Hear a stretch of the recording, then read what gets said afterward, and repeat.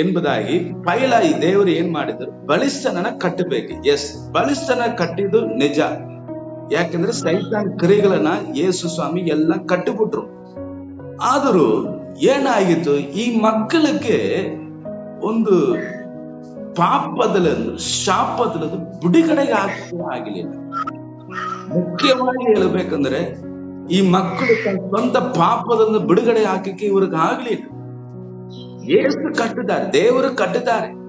ಆ ದಿನ ಕಾಲದಿಂದ ನೋಡುವಾಗ, ಇಸ್ರೇಲ್ ಜನರ ಕಾಲದಿಂದ ನೋಡುವಾಗ, ಐಗುಪ್ತ ದೇಶದಲ್ಲಿಂದೇ ದೇವರು ಬಿಡಿಸುತ್ತಾನೆ. ಫರೋನ್ ಎಂಬುದ ಒಂದು ಅರಸನನ್ನ ಕಟ್ಟುತ್ತಾನೆ, ಮತ್ತೆ ಜನರನ್ನ ಬಿಡಿಸುತ್ತಾನೆ. ಮತ್ತೆ ಏನ್ ಮಾಡುತ್ತಾರೆ, ದೇವರಿಗೆ ವಿರೋಧವಾಗಿ ಹೋಗಿ ಕೂತ್ಕೊಳ್ಳುತ್ತಾರೆ. ಹಿಂಗೇ ಕಂಟಿನ್ಯೂಸ್ 6,000 ವರ್ಷಗಳು ಆಗಿತ್ತು. ಇದಕ್ಕೆ ನಿರಂತರ ಸೊಲ್ಯೂಷನ್ ಆಗ್ಲಿಲ್ಲ. ಸೊ ದೇವರು ನೋಡುತ್ತಾರೆ, ಏನಾಡ ನಾವು ಮಾಡಿದ ಪ್ಲಾನ್ ಎಲ್ಲ ಓಕೆ ತಾನೆ, ಯಾಕೆ ಈ ಮಕ್ಕಳು ಮತ್ತೆ ಮತ್ತೆ ಹೋಗುತ್ತಾರಂತ. ಅದಕ್ಕೆ ಒಂದು ವಿಷಯ ಏನಾಯ್ತು ಗೊತ್ತಾ, ದೇವರು ಫಸ್ಟ್ ಈ ಮಕ್ಕಳ ಬಿಡಿಸಬೇಕಾಗಿ ಸೈತಾನನ ಕಟ್ಟಬೇಕು ಅಂತ ಒಂದು ಪ್ಲಾನ್ ಓಕೆ. ಆದರೂ ಈ ಜನರಿಗೆ ಒಂದು ಸೊಲ್ಯೂಷನ್ ಇಲ್ಲ. ಪಾಪದಲ್ಲಿருந்து ಬಿಡುಗಡೆ ಆಗಬೇಕು ಎಂಬುದನ್ನ ಒಂದು ಸೊಲ್ಯೂಷನ್ ಇಲ್ಲ. ಇವರು ಏನೇ ಆದರೂ ಸೇರಿ ಅವರೇ ವಿರೋಧ ಮಾಡಿಕೊಳ್ಳುತ್ತಾರೆ, ಅವರೇ ನಾಶವಾಗಿಕೊಳ್ಳುತ್ತಾರೆ, ರಾಜ್ಯವೇ ನಾಶ ಮಾಡಿಕೊಳ್ಳುತ್ತಾರೆ. ಕೊನೆಯದಲ್ಲಿ ದೇವರಿಗೆ ವಿರೋಧವಾಗಿ ನಿಂತುಕೊಳ್ಳುತ್ತಾರೆ, ಎಲ್ಲ ನಾಶವಾಗುವುದು. ಯಾರು ದೇವರಿಗೆ ವಿರೋಧವಾಗಿ ನಿಲ್ಲುಕೊಳ್ಳುತ್ತಾರೋ, ಯಾರು ದೇವರ ಕಾರ್ಯಕ್ಕೆ ನಿಲ್ಲುಕೊಳ್ಳುತ್ತಾರೋ ಅವರಿಗೆ ಶೂನ್ಯ ಹಾಕುತ್ತಾರ ಅರ್ಥ. ಹಂಗೆ ಅವರು ನಾಶವಾಗಿ ಹೋಗಿಬಿಡುತ್ತಾರೆ ಎಂಬುದಾಗಿ ವಚನ ನಮಗೆ ಹೇಳುತ್ತೆ. ಸೊ ಇದಕ್ಕೆ ನಿರಂತರ ಸೊಲ್ಯೂಷನ್ ಯೇಸು ಕಂಡಿಡೋದು ಅದು ಏನಂದ್ರೆ, ಇದು ತಂದೆಯ ದೇವರು, ನಮ್ಮ ತಿರಿಯೇಗ ದೇವರು ಸೇರಿ ಒಂದು ಸರಿಯಾದ ಒಂದು ಪ್ಲಾನ್. ಅಂತ ಪ್ಲಾನ್ ಏನ್ ಗೊತ್ತಾ, ಒಂದೇ ಒಂದು, ಈ ಮಕ್ಕಳ ಪಾಪದಲ್ಲಿ ತಾನೆ ಈ ಮಕ್ಕಳ ರಕ್ತದಲ್ಲಿ ತಾನೆ ಪಾಪ ಗುಣಭಾವ ಇರುತ್ತದೆ. ಈ ಮಕ್ಕಳ ರಕ್ತವು ಶುದ್ಧಪಡಿಸಿದ್ರೆ ಈ ಮಕ್ಕಳು ನಿರಂತರವಾಗಿ ಇವರಿಗೆ ಒಂದು ಬಿಡುಗಡೆ ಆಗುತ್ತದೆ ಎಂಬುದಾಗಿ ದೇವರು ಪ್ಲಾನ್ ಇಟ್ಟು. ಈ ಪ್ಲಾನ್ ದೇವರು ನೋಡುತ್ತಾರೆ, ಒಂದು ಮೇನ್ ಆನದು ಈ ಮಕ್ಕಳ ರಕ್ತ ಶುದ್ಧಪಡಿಸಬೇಕು. ಈ ಮಕ್ಕಳಿಗೆ ಪಾಪಗಳು ಯಾವುದು ಎಂಬುದಾಗಿ ಗ್ರಹಿಸಿಕೊಳ್ಳಬೇಕಂತ ಒಂದು ಗುಣಭಾವ ಬೇಕೇ ಬೇಕು ಎಂಬುದಾಗಿ ದೇವರು ತೀರ್ಮಾನಿಸಿದರು. ಅದಕ್ಕೆ ಒಂದೇ ಒಂದು ವಿಷಯ ಏನೆಂದರೆ, ನಮ್ಮ ಮನುಷ್ಯರ ರಕ್ತವು ಇದರಲ್ಲಿ ಶುದ್ಧಪಡಿಸಬೇಕು. ನಮ್ಮ ಮನುಷ್ಯರ ರಕ್ತದಲ್ಲಿ ಒಂದು ಗ್ರಹಿಸಿ ಶುದ್ಧಪಡಿಸಬೇಕಂದ್ರೆ ಏನ್ ಗೊತ್ತಾ, ಒಂದು ಗ್ರಹಿಸಬೇಕು. ನನ್ನ ದೇವರ ಗುಣಭಾವ ನನ್ನಲ್ಲಿ ಇರಬೇಕು ಎಂಬುದಾಗಿ ಅಂತ ಒಂದು ಗ್ರಹಿಸಬೇಕು ಎಂಬುದನ್ನೇ ಶುದ್ಧಪಡಿಸುವುದು ಎಂಬುದಾಗಿ ಅರ್ಥ. ಆಮೇಲೆ ಹಲ್ಲೆಲೂಯಾ. ನಮ್ಮ ರಕ್ತದಲ್ಲಿ ಒಂದು ಫೀಲಿಂಗ್ ಸರಿಯಾದ ಫೀಲಿಂಗ್ ಇರಬೇಕು. அந்த ಫೀಲಿಂಗ್ ಏನಂದ್ರೆ, ಅಯ್ಯೋ ನಾನು ಇದನ್ನ ಮಾಡುವುದಿಲ್ಲ, ನಾನು ದೇವರಿಗೆ ವಿರೋಧವಾಗಿ ನಾನು ನಿಲ್ಲುಕೊಳ್ಳುವುದಿಲ್ಲ, ಅಯ್ಯೋ ಇದನ್ನ ನಾನು ಮಾಡಿದರೆ ಅದು ನನಗೆ ನಾನೇ ಶೂಣಿ ಹಾಕಿಕೊಳ್ಳುವ ತರ, ಅಯ್ಯೋ ಇದನ್ನ ಮಾಡಬಾರದು ಎಂಬುದನ್ನ ಒಂದು ಗ್ರಹಿಸಿ ಇದನ್ನೇ ಬೇಕು. ಇದು ಬೇಕಾಗಕ್ಕೆ ಏನ್ ಮಾಡಿದ್ರು ಗೊತ್ತಾ, ಒಂದು ಪರಿಶುದ್ಧ ರಕ್ತ ಈ ಭೂಮಿಯಲ್ಲಿ ಸುರಿಸಲ್ಪಡಲೇ ಬೇಕು ಎಂಬುದನ್ನು ದೇವರು ತೀರ್ಮಾನಿಸಿದರು. ಹಲ್ಲೆಲೂಯಾ. ಒಂದು ಸರಿಯಾದ ಬಲಿ ದೇವರಿಗೆ ಒಂದು ಬಲಿ ಕೊಡಬೇಕು. ದೇವರಿಗೆ ಬಲಿ ಹೆಂಗೆ, ಏನು ಕೊಡುವುದು, ಏನು ಎಮ್ಮೆ ಕೊಡುವುದಾ, ಕುರಿ ಕೊಡುವುದಾ, ಏನು ಕೊಟ್ರು ಏನು ಆಗುದಿಲ್ಲ. ಅದೆಲ್ಲ ಕೊಟ್ಟರು, ಆದರೂ ಅದು ಸರಿ ಆಗಲಿಲ್ಲ. ಸೊ ಈಗ ಮನುಷ್ಯರ ರಕ್ತದನೇ ಬಲಿ ಒಂದು ಶುದ್ಧ ಆಗಬೇಕು ಎಂಬುದಾಗಿ ಒಂದು ಸೊಲ್ಯೂಷನ್ ಕೊಟ್ಟರು. ಅದು ಸೊಲ್ಯೂಷನ್ ಏನಂದ್ರೆ, ಒಂದು ಪರಿಶುದ್ಧ ರಕ್ತ. அந்த ಪರಿಶುದ್ಧ ರಕ್ತದಲ್ಲಿ ಈ ಭೂಮಿಯಲ್ಲಿ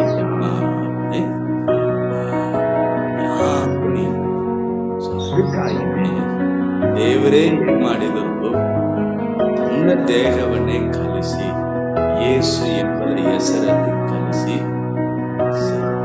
ರಕ್ತ ಈ ಭೂಮಿಯಲ್ಲಿ ಮಕ್ಕಳಕ್ಕಾಗಿ ಸುರಿಸಲ್ಪಟ್ಟಿದ್ದರ ಮಾತನೇ ಈ ಮಕ್ಕಳ ರಕ್ತದಲ್ಲಿ ಒಂದು ಗ್ರಹಿಸೆ ಗುಣಭಾವ ಬರುತ್ತದೆ. ಪಾಪ ಯಾವುದು, ಪರಿಶುದ್ಧ ಯಾವುದು, ಅಂದರೆ ದೇವರ ಚಿತ್ತ ಯಾವುದು ಎಂಬುದನ್ನು ಗ್ರಹಿಸಿ ಬರುತ್ತದೆ ಎಂಬುದಾಗಿ ಇದು ದೇವರೇ ಒಂದು ಪ್ಲಾನ್ ಮಾಡಿ, ಈ ಪ್ಲಾನ್ ಸೈತಾನಿಗೆ ಗುರುತಾಗಲ್ಲ, 100% ಗುರುತಾಗಲ್ಲ. ಅವನು ಗುರುತಾಗಿದ್ದರೆ ಯೇಸು ಸ್ವಾಮಿಗೆ ವಿರೋಧವಾಗಿ ನಿಲ್ಲುವುದೇ ಇಲ್ಲ. ಯೇಸು ಸ್ವಾಮಿಗೆ ವಿರೋಧವಾಗಿ ನಿಲ್ಲಿಸಿದ ಕಾರಣ ಯಾಕೆ ಗೊತ್ತಾ? ಯೇಸು ಸ್ವಾಮಿನ ಅಲಿಸ್ಬಿಡೋಣ, ಇವ್ರಿಗೆ ವಿರೋಧವಾಗಿ ಹೆಂಗೆ ನಾವು ಕೊಂದಾಕ್ಬಿಡೋಣ. ನೋಡಿ, ಕೊನೆಯದಲ್ಲಿ ನೀವು ಚರಿತ್ರೆ ನೋಡಿದ್ದೀರ, ನೀವೆಲ್ಲ ಓದಿದ್ದೀರಲ್ಲ, ಅನೇಕ ಜನರುಗಳು ಯೇಸು ಸ್ವಾಮಿಗೆ ವಿರೋಧವಾಗಿ ನಿಂತುಕೊಂಡು ಸಾಕ್ಷಿ ಹೇಳಿದ. ಯಾಕಂದ್ರೆ ಅವನು ಸರಿ ಇಲ್ಲ, ಅವನು ಪಾಪ ಮಾಡಿದವನು, ಅವನು ಸುಳ್ಳು ಮಾಡಿದವನು, ಅವನು ಸಾಯ್ಬೇಕು ಸಾಯ್ಬೇಕು ಸಾಯ್ಬೇಕು ಅಂತ. ಈ ಸೈತಾನು ಈ ಮನುಷ್ಯರುಗಳು, ಕ್ರೂಢವಾದ ಮನುಷ್ಯರುಗಳು ಏನ್ ನಡೆಸಿದ್ರು, ಸರಿ ನಾವು ನಮ್ಮ ರಾಜ್ಯವನ್ನ ನಡೆಸ್ಕೊಂಡು ಬಂದಿದೀವಿ, ಇವನು ಯಾರು ಮಧ್ಯದಲ್ಲಿ ಇವನ ಕೊಂದಾಕ್ಬಿಟ್ರೆ ನಾವು ಜಯಿಸ್ಬಿಡೋಣ ಅಂತ ಸೈತಾನ ಪ್ಲಾನ್, ಅಂದ್ರೆ ಬಲಿಷ್ಠನ ಪ್ಲಾನ್. ಇವನಿಗೆ ಅಷ್ಟೇ ಗೊತ್ತಾಯಿತು, ಅದಕ್ಕೆ ಮುಂದೆ ಇವನಿಗೆ ಗೊತ್ತಾಗಿಲ್ಲ. ಅದಕ್ಕಾಗಿ ನೋಡಿ, ಯೇಸು ಸ್ವಾಮಿ ಜಯಿಸಬೇಕಾಗಿ ಯಾರ ಮುಖಾಂತರ ಬರುತ್ತದೆ ಒಂದು ದಾರಿ ತೋರಿಸದೆ, ಸೈತಾನ್ ಮುಖಾಂತರವನ್ನೇ ದಾರಿ ತೋರಿಸಲ್ಪಡುತ್ತದೆ. ಯಾಕೆಂದ್ರೆ ಅವನು ದಡ್ಡ ಎಂಬುದಾಗಿ ತಿಳಿಸಿಕೊಡು. ಅದ ದಡ್ಡ, ಈ ಬಾಯಿ ಮುಚ್ಕೊಂಡು ಸುಮ್ಮನೆ ಇದ್ದಾರೆ, ಈ ಮಕ್ಕಳೆಲ್ಲ ನನ್ನನ್ನ ಯಾರು ಅಪರಾಧಿ ಅಂತ ಹೇಳುವುದಿಲ್ಲ. ನೀನ್ ಏನ್ ಮಾಡಿದೆ, ಈ ಜನರ ಮಧ್ಯದಲ್ಲಿ ಎಲ್ಲಾರು ಮುಖಾಂತರವಾಗಿ ಏಸು ಅಪರಾಧಿ, ಏಸು ಕೆಟ್ಟವನು, ಅವನು ಸಾಯಬೇಕು ಅಂತ ನೀ ಎಬ್ಬಿಸ್ಬಿಟ್ಟೆ. ಮಗ, ನೀ ಮಾಡಿದ ಒಳ್ಳೇದಾಯ್ತು, ಹಂಗಂದ್ರೆ ನೀ ಮಾಡಿದ್ರಿಂದ ಮಾತ್ರ ನಾನು ಸಿಲುವೆಗೆ ಹೋಗಕ್ಕಾಗತ್ತೆ ಎಂಬುದಾಗಿ. ಇದು ನಿಜವಾಗಿ ಹೇಳಕ್ ಹೋಗಿದ್ರೆ, ಇದು ಒಂದು ಸ್ಕ್ರಿಪ್ಚರ್ ನೋಡಿದರೆ ನಿಜವಾಗಿ ನಾನು ನಗುತ್ತೆ, ಸೈತಾನ ನೋಡಿ ನಗುತ್ತೆ. ಅದು ದೇವರ ಪ್ಲಾನ್, ಎಂತ ಒಂದು ಪ್ಲಾನ್ ನೋಡಿ. ಇದು ಸಾಧಾರಣ ವಿಷಯನ ಅವನ ಕೈಯಲ್ಲಿ ಇರುವಂತ ಒಂದು ಪ್ರಾಪರ್ಟಿಯನ್ನ ಅವನಿಗೆ ಗೊತ್ತಿಲ್ಲದೆ ಅವನ ಮುಖಾಂತರವಾಗಿನೇ ದೇವರು ಬಿಡಿಸಿದ್ದಾನೆ.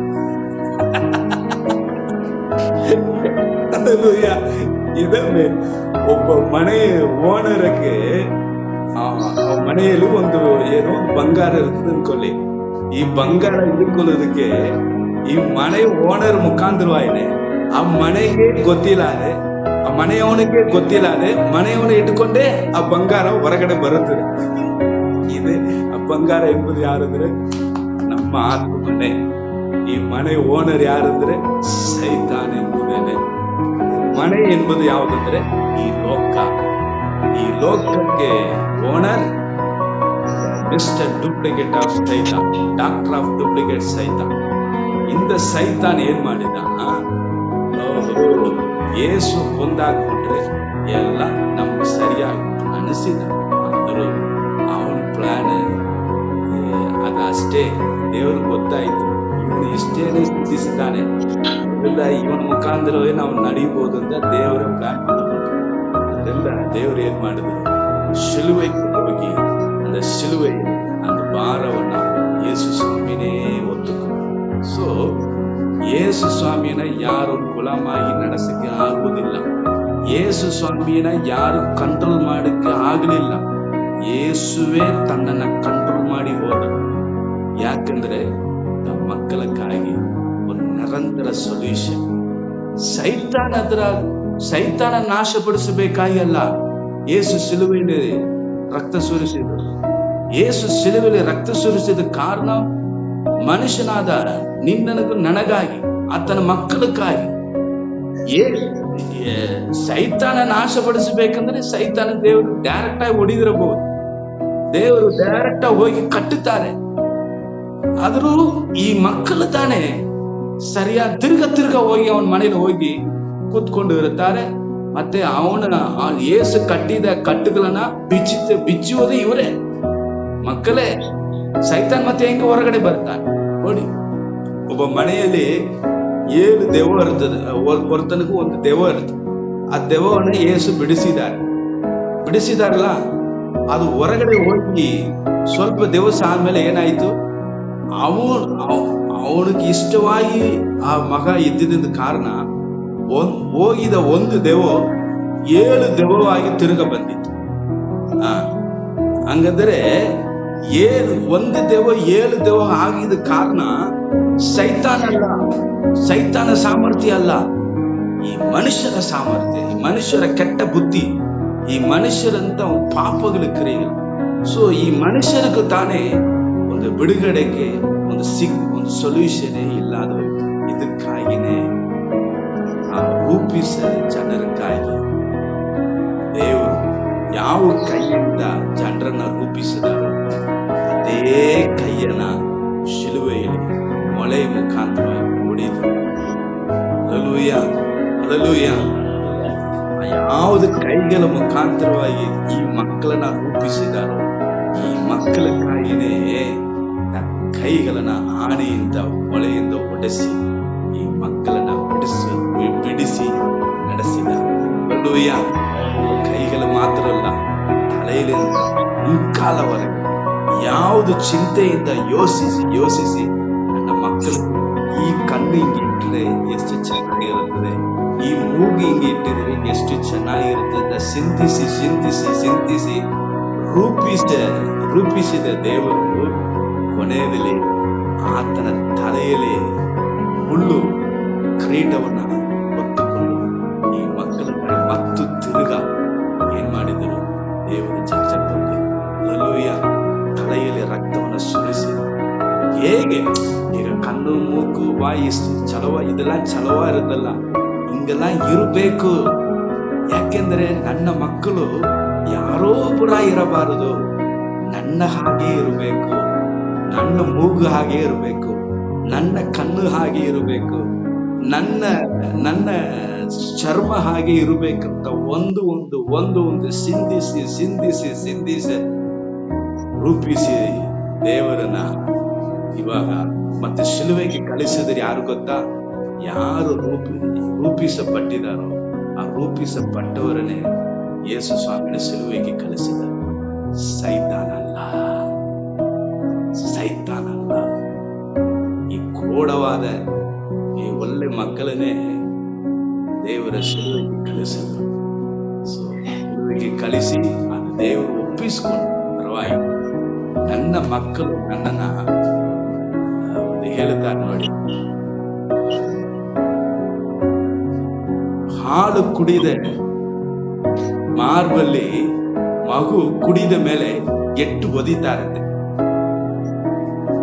ಒಂದು ಹೇಳ್ತಾರೆ ಗೊತ್ತಾ, ಒಂದು ಖಾತೆ ಹೇಳ್ತಾರೆ, ಮಗುವಿಗೆ ಹೃದಯದಲ್ಲಿ ಇಟ್ಟುಕೊಂಡು ಮಾರ್ಬಲ್ಲಿ ಹಾಲು ಕೊಡ್ತಾ ಇದ್ದಾರಂತೆ. ಅದಕ್ಕೆ ಹಸಿ ಬರುವಾಗ ಕುಡ್ರೆ ಅದು ಕುಡುವಾಗ ಆ ತಾಯಿಗೆ ನೋವು ಬರುತ್ತದೆ.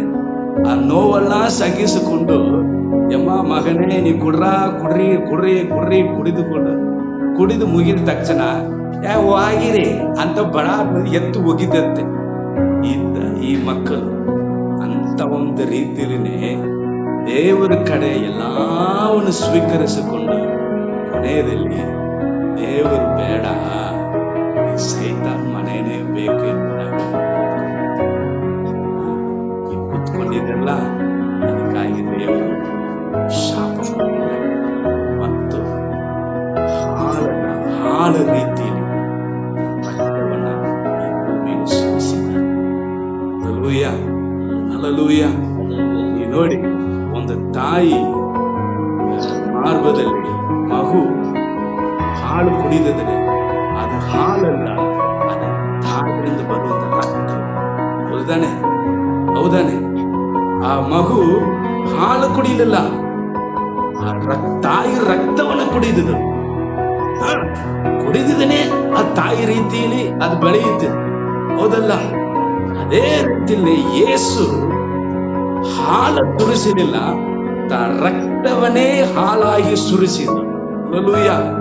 ಹಾಲು ಮಕ್ಕಳಕ್ಕಾಗಿ ಕೊನೆಯ ರಕ್ತವನ್ನ, ಒಂದು ಮನುಷ್ಯನ ಚರ್ಮದಲ್ಲಿ ದೇಹದಲ್ಲಿ 6 ಲೀಟರ್ ರಕ್ತವು ಇರುತ್ತದಂತೆ. ಈ 6 ಲೀಟರ್ ರಕ್ತವನ್ನು ಯೇಸು ಕೊನೆಯವರೆಗೂ ಸುರಿಸಿಬಿಟ್ಟು ಖಾಲಿ ಆಗದವರೆಗೂ ಸುರಿಸಿದ. ಯಾಕೆ ಅಂತ ಗೊತ್ತಾ? அந்த ಒಂದು ಡ್ರಾಪ್ ಕೂಡ ನನಗಾಗಿ ಸ್ವಂತವಾಗಿರಬೇಡ, ನನ್ನ ಮಕ್ಕಳಕ್ಕಾಗಿ ಸ್ವಂತವಾಗಿರಬೇಕು ಎಂಬುದಾಗಿ அந்த ಒಂದು ಡ್ರಾಪ್ ರಕ್ತದಲ್ಲಿ ಅನೇಕ ಲಕ್ಷೋಪದಿ ಆತ್ಮಗಳು ಬಿಡುಗಡೆ ಆಗುತ್ತದೆ. ಒಂದು ನಿರಂತರ ಸೊಲ್ಯೂಷನ್ ಸಿಕ್ಕುತ್ತದೆ. பாப்பதிலிருந்து, விபச்சாரத்திலிருந்து, வேசித்தனத்திலிருந்து, இச்சையிலிருந்து, ಬೇರ್ಪಾಡು, ವಿರೋಧ, ಕೋಪವು ಇಂಥ ಒಂದು ಕರ್ತನಕ್ಕೆ ವಿರೋಧವಾಗಿ ನಡೆಯುವುದ ಮನೆಗೆ ಸ್ವಂತ ಕಾರ್ಯಕ್ಕೆ ತಾವೇ ನಿಂತುಕೊಂಡಿರುವುದು, ಕಣ್ಣೆ ತನ್ನೇ ತಾವೇ ಸುಚ್ಚಿಕೊಳ್ಳುವುದು, ಇಂಥ ಒಂದು ದೊಡ್ಡ ಕಾರ್ಯಗಳಿಂದ ಮಕ್ಕಳು ಬಿಡಿಸಬೇಕು, ಒಂದು ನಿರಂತರ ಸೊಲ್ಯೂಷನ್ ಬೇಕು ಎಂಬುದಾಗಿ ಯೇಸು ಕ್ರಿಸ್ತು ನಿಮಗಾಗಿ ನನಗಾಗಿ 2000 ವರ್ಷ ಹಿಂದೆ ಯೇಸು ಒಂದು ಸೊಲ್ಯೂಷನ್, ನಿರಂತರ ಸೊಲ್ಯೂಷನ್ ಕೊಟ್ಟಿದೆ. Hallelujah, amen, amen, amen, hallelujah. 4000 ವರ್ಷ ಆದ್ಮೇಲೆ ದೇವರು ಈ ಕಾರ್ಯನ ಮಾಡಿ ಮತ್ತು ಈ ಕಾರ್ಯಗಳು 2000 ವರ್ಷ ಈ ಕ್ಷಣವರೆಗೆ